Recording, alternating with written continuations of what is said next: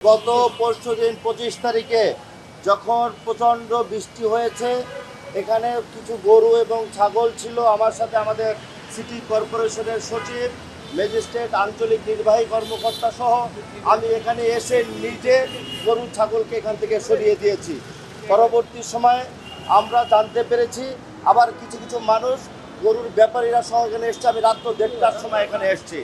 আজকে আপনারা দেখেছেন সকালে কিছু সামাজিক যোগাযোগের মাধ্যম এই জিনিসটাকে আগের চিত্র ধারণ করে তারা ভাইরাল করেছে।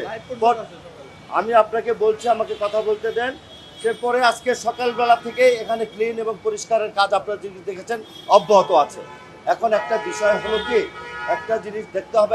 আগে মাননীয় মন্ত্রী বলেছেন এই জায়গাটা আমরা ইজারা দেইনি, এটা অবৈধ জায়গা। অবৈধ জায়গায় সিটি কর্পোরেশনের পক্ষ থেকে ইজারা দেওয়া হয় না। যারা এটা করেছে তাদের বিরুদ্ধে আমরা ব্যবস্থা নেওয়ার জন্য আইন শৃঙ্খলা রক্ষাকারী বাহিনী এবং তারা ইজারাদারকে খুঁজছে।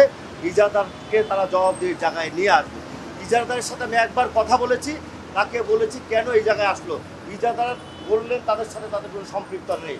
আমি নিজে গরুর ব্যাপারীদের সাথে কথা বলেছি, তারা নিজেরাই আমাকে বলেছে যে আমরা এই জায়গা থেকে গাবতলী হয়ে আসছি, আমরা এখানে যাওয়ার সুযোগ পাচ্ছি না, বৃষ্টি হচ্ছে, আমরা চলে যাব।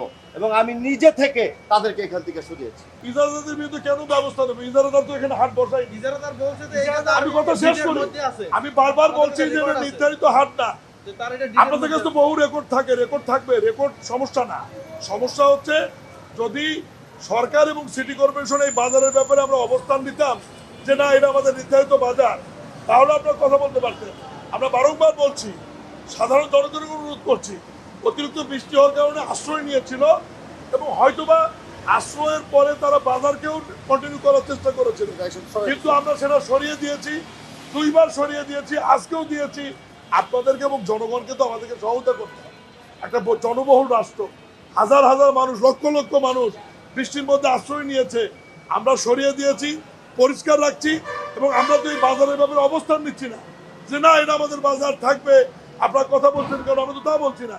আমাদের নোটিশে আসছে, সর্বোচ্চ জায়গারও নোটিশে আসছে, আমরা সাথে সাথে ব্যবস্থা নিয়েছি এবং আমি নিজে মন্ত্রী হিসেবে উপস্থিত, প্রশাসক উপস্থিত, আমরা পরিষ্কার পরিচ্ছন্ন করে ক্লিয়ার করছি। ভবিষ্যতে এ ধরনের ঘটনা যাতে না ঘটে এ ব্যাপারে আমরা সজাগ থাকবো এবং এখানকার যান চলাচল সচল আছে।